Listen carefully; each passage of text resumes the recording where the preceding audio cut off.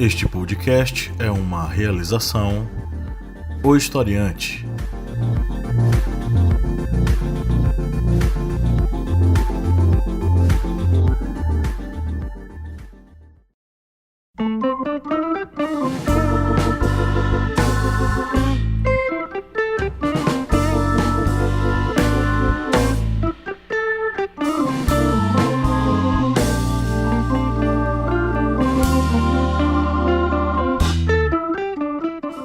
Olá, ouvintes, bem-vindos mais uma vez ao podcast do Historiante, só que hoje a gente está inaugurando um novo programa dentro do podcast do Historiante, chamado de Minipédia.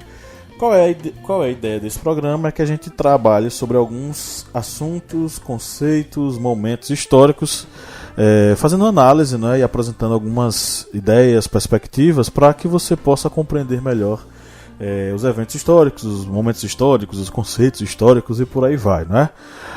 Estou aqui eu, o professor Pablo Magalhães, e o meu colega de sempre, o senhor Kleber Roberto. E aí, pessoal, beleza? Juntos e Shalonau. É isso aí. Estamos aqui para a gente inaugurar esse programa maravilhoso, né? E o tema desse programa, desse episódio da Minipédia, é o livro 12 anos de escravidão, do Solomon Northup. Quem sabe, quem conhece, né, esse livro sabe que essa história é uma narrativa autobiográfica sobre o momento em que esse homem, que é um homem negro norte-americano, ele esteve escravizado. Ele mesmo sendo um homem livre, ele foi escravizado durante algum tempo. Bom, mas antes da gente entrar no conteúdo desse programa, eu queria fazer uma pergunta para você. Você já é nosso apoiador? Se você nos segue há um bom tempo, você curte nosso material e acha que a gente tem que produzir mais, você deve ser nosso apoiador. Vá ao site apoia.se/historiante e faça um apoio. A partir de R$4 mensais você ajuda o projeto a continuar e ainda entra para o nosso grupo secreto com muito conteúdo exclusivo, podcasts, aulas, PDFs, vários materiais exclusivos só para você, além de descontos em nossos cursos e também a possibilidade de entrar em alguns cursos nossos que são veiculados apenas para os nossos apoiadores lá no grupo secreto. Então vá lá no apoia.se/historiante e participe. Além disso, nós temos um aplicativo muito interessante que pode te ajudar nos estudos. Vá na Play Store. Por enquanto ele está disponível apenas para os usuários de Android, né? E baixe o aplicativo Historiante e tem acesso lá a muita coisa bacana, simulados, cards de resumo, aulas em áudio, tudo isso para você se preparar ainda mais para a sua vida ou eventualmente para as suas provas, Enem, vestibular, prova da faculdade, por aí vai. Além disso, você pode ser nosso aluno. Pois é, lá no ohistoriante.com.br você tem acesso à nossa plataforma de estudos, onde nós veiculamos alguns cursos bastante interessantes. Vou destacar um deles aqui, que é o nosso minicurso sobre História Oral, Teoria e Métodos. Esse especificamente voltado para alunos de graduação em História, professores de História e demais pesquisadores das ciências humanas que queiram utilizar a História Oral como ferramenta de pesquisa. É um minicurso bastante interessante, bacana. Faça sua matrícula, apenas R$ 59,90. Para quem é nosso apoiador, tem de 30% a 40% de desconto com o nosso cupom exclusivo para apoiadores, né? Então vá lá na nossa plataforma e se inscreva em um dos nossos cursos. Conheça a nossa família historiante de podcasts aqui nesse agregadorzinho que você está usando ou em qualquer outro agregador de podcasts na internet. Nós temos o Historiante, mas também nós temos o Correspondente de Guerras, a voz que acompanha aí que narra os principais conflitos no mundo inteiro, e o podcast das Arretadas, com vozes e olhares femininos sobre assuntos sociais.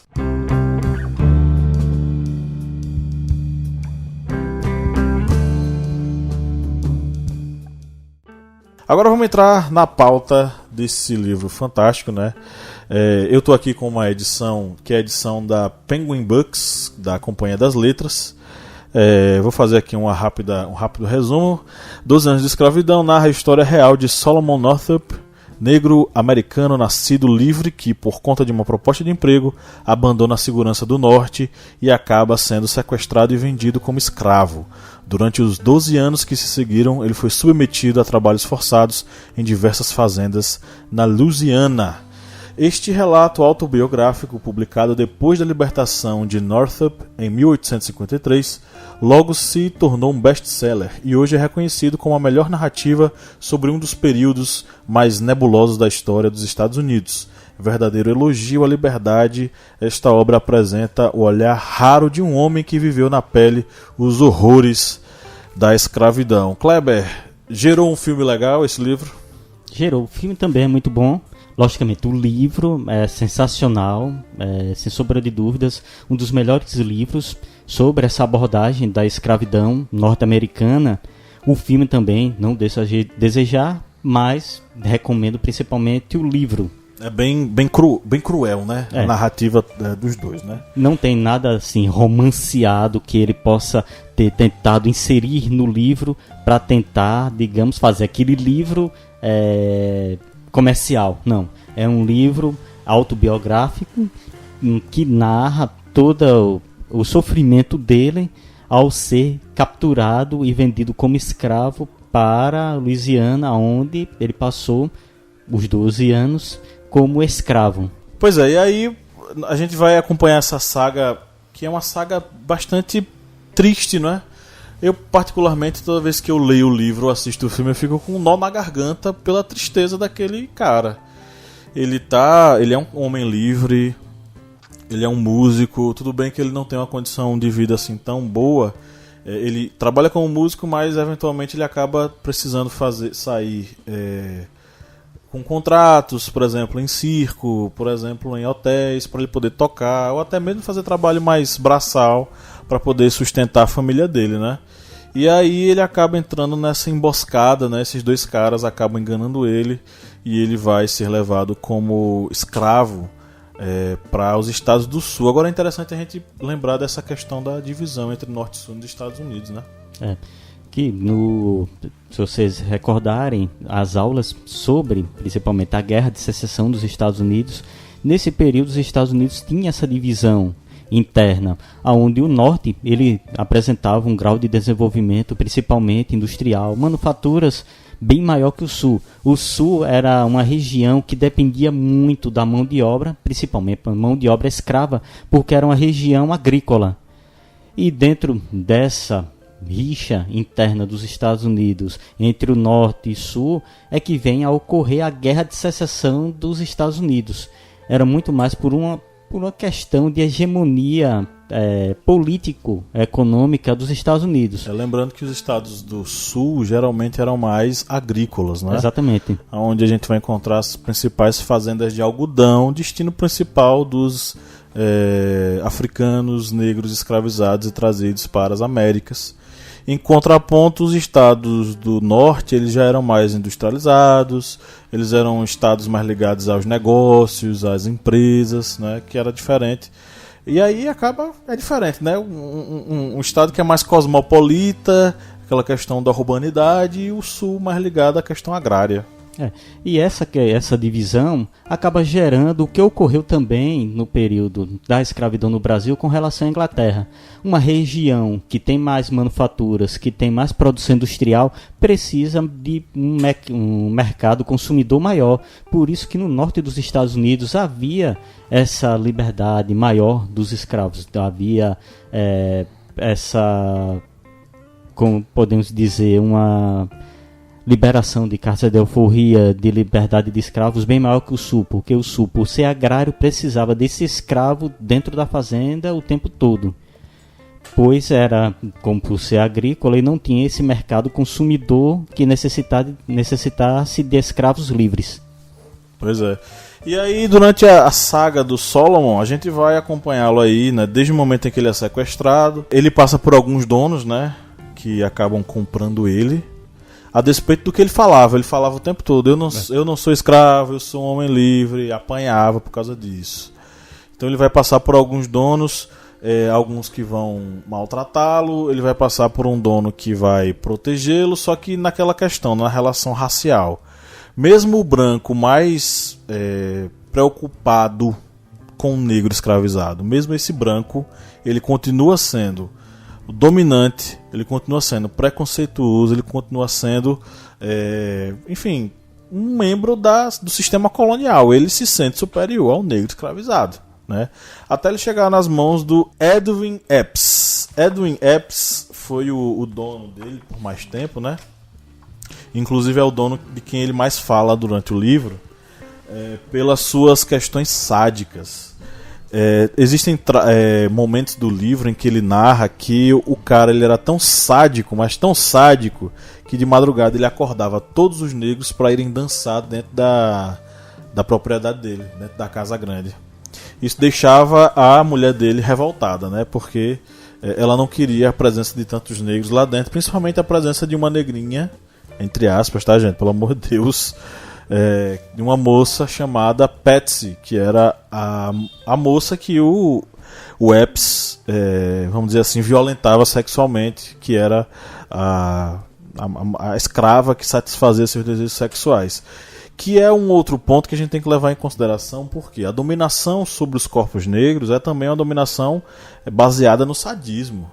Chicotear alguém, submeter alguém a desígnios sexuais é algo de um sadismo enorme. E essa situação que ocorre no livro é uma situação também que ocorreu nas várias colônias portuguesas, espanholas no continente americano, em que o senhor ele tinha essa relação com uma relação, por exemplo, sexual com uma negra, mas não por uma questão, digamos, de amabilidade.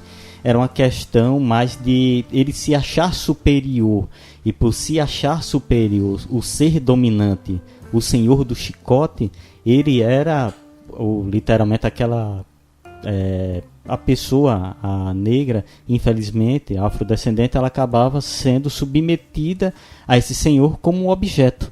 Ele faria o que quisesse com eles, o momento que quisesse, pois eram apenas objetos, mercadorias que eles adquiriam, como o Solomon, que por várias vezes ele foi negociado como pagamento de dívidas, questão de um objeto. Você tem um valor e eu vou te repassar porque você é só um objeto. Isso.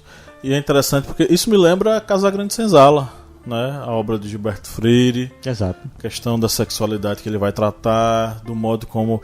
Agora, assim, ele observa essa relação sexual de uma forma muito horizontal. Não existe problema nisso, segundo Gilberto Freire. Na verdade, isso foi bom para o desenvolvimento da cultura brasileira, né? Que é uma coisa bastante controversa.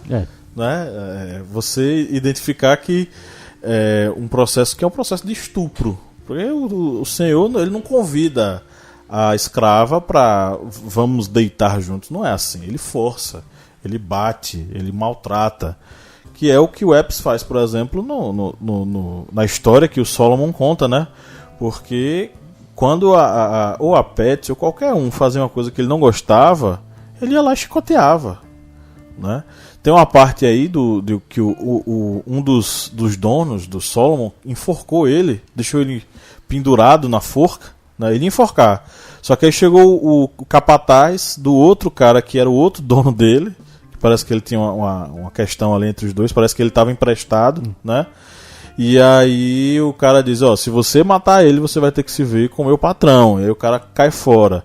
E até o patrão chegar, o Solomon fica pendurado na forca, só com os dedinhos em cima da lama, tentando se equilibrar para não morrer. Entendeu?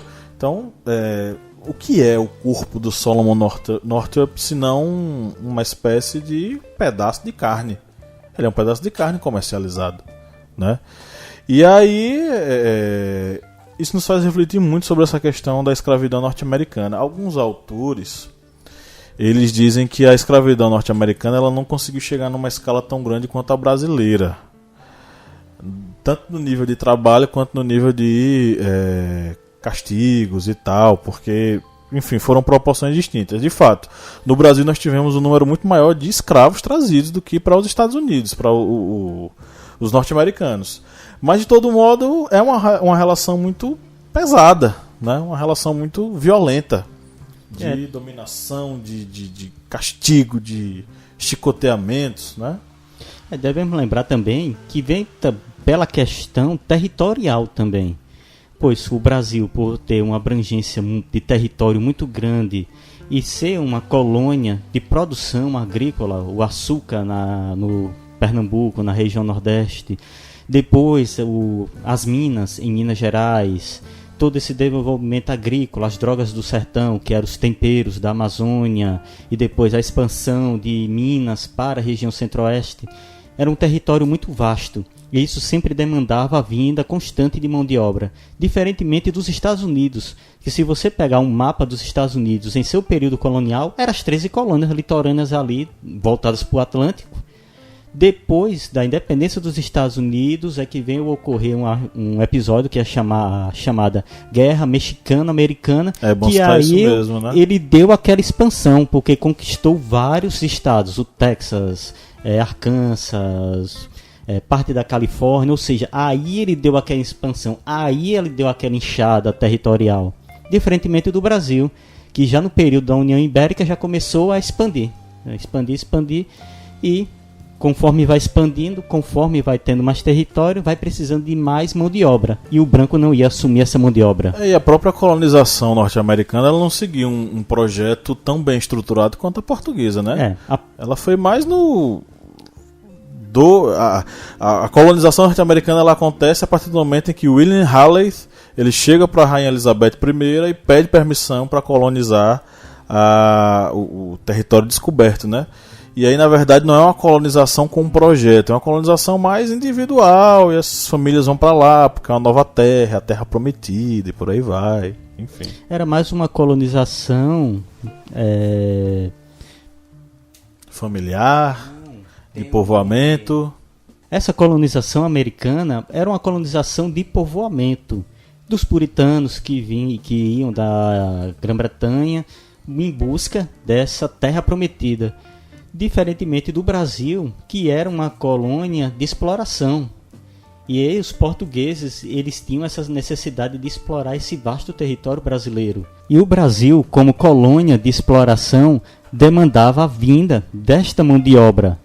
E essa mão de obra, ela só vem a ter essa redução na sua vinda quando ocorreram os embargos ingleses com relação ao tráfico negreiro.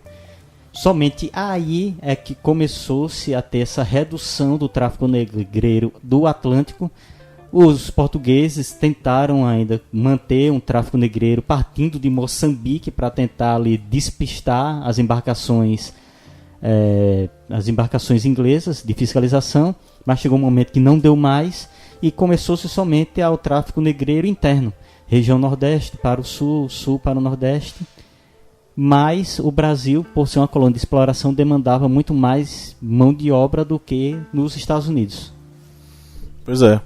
E não só pela questão da quantidade, a gente pode aferir a violência ou o modo pelo qual, enfim, uma escravidão foi pior do que a outra, né? Porque escravidão já é uma coisa que não é boa de modo algum, seja ela uma ou para uma ou para 1000 pessoas, né? Independente da etnia. Pois é.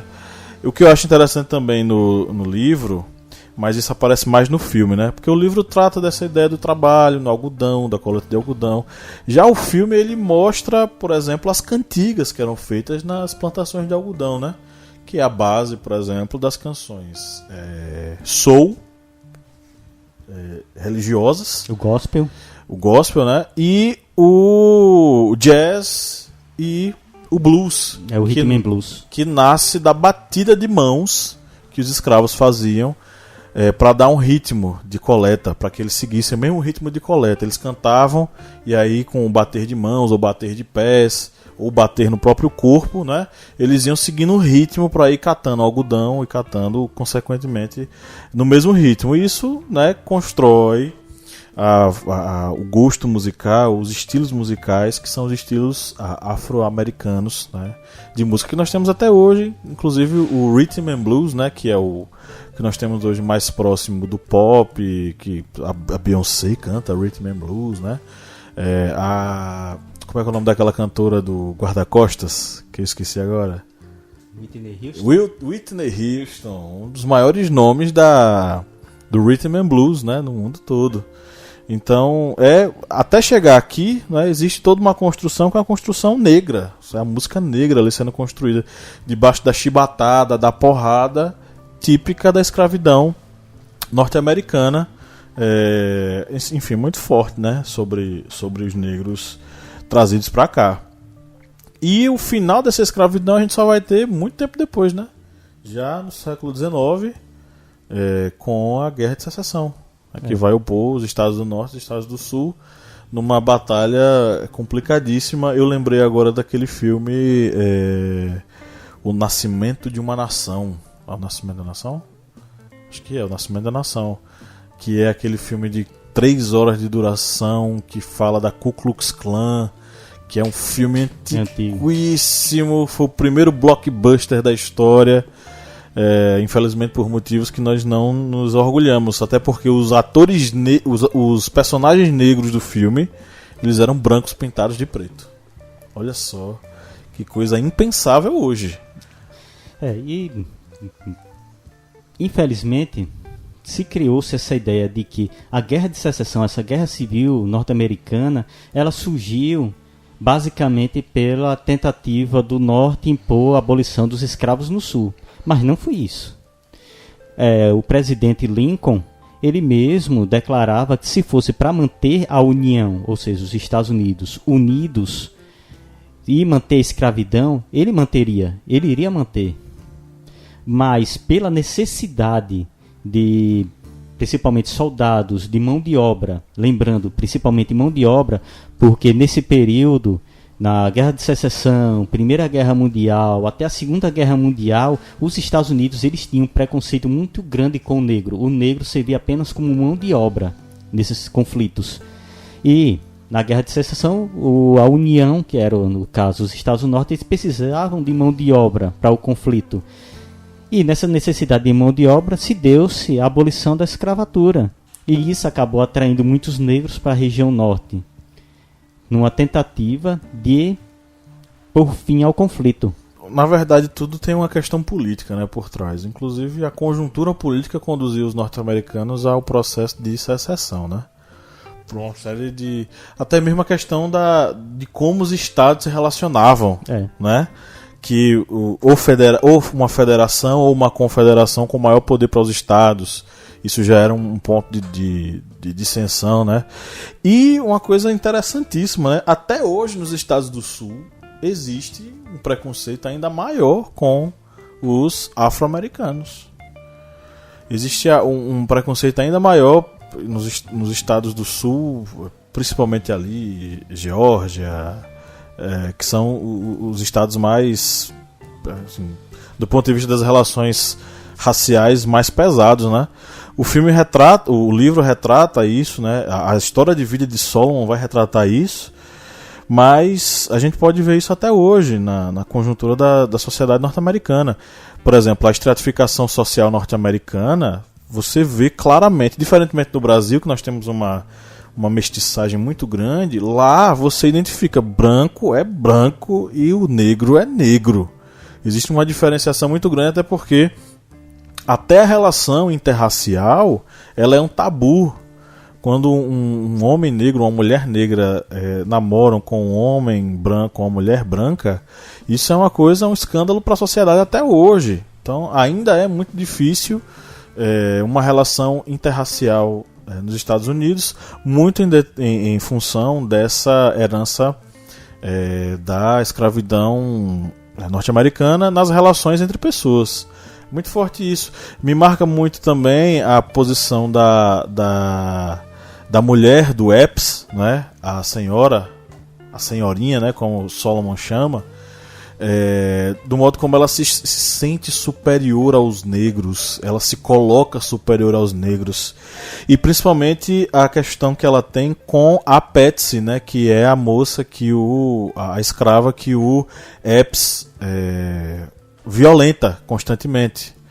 Então é uma relação que ela tem de superioridade sobre esses negros. Ela também faz o que ela quiser, apesar dela não ser igual ao Epps, porque o Epps ele chega num nível de como é que eu posso dizer? De sadismo é terrível. Ele faz o que ele quiser, a hora que ele quiser, ele quer bater, e ele bêbado quer fazer o que ele quiser, quer botar o cara pra tocar violino de madrugada porque ele tá afim de música.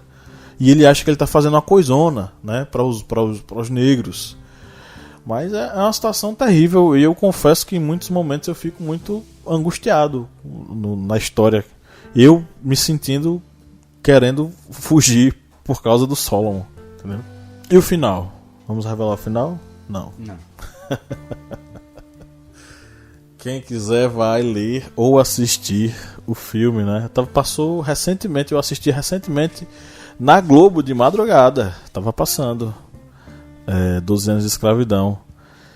Lídia não consegue assistir, ela já disse que nunca conseguiu assistir por causa da crueldade que é representada. Ela sempre desliga. Um outro filme que também é muito bom e retrata essa relação negro-branco nos Estados Unidos é o filme Glória, em inglês, Glory, que na tradução traduziram para Tempo de Glória.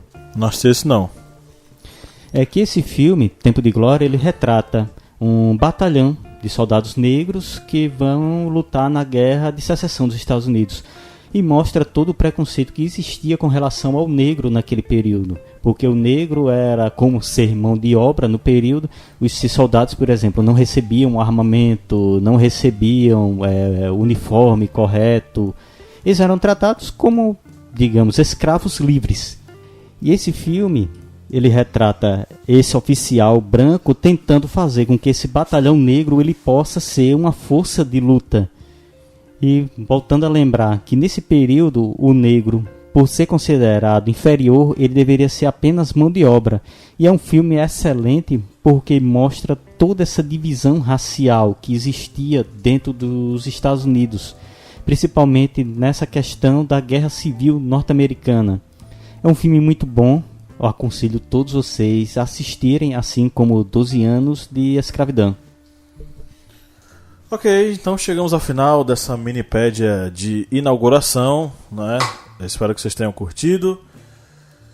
E aguardem aí nossas próximas postagens aqui no feed do podcast do Historiante. Sempre acompanhem o nosso programa principal, tratando sobre temas da atualidade, com muitas referências das ciências humanas, referências da literatura, da arte, por aí vai, né?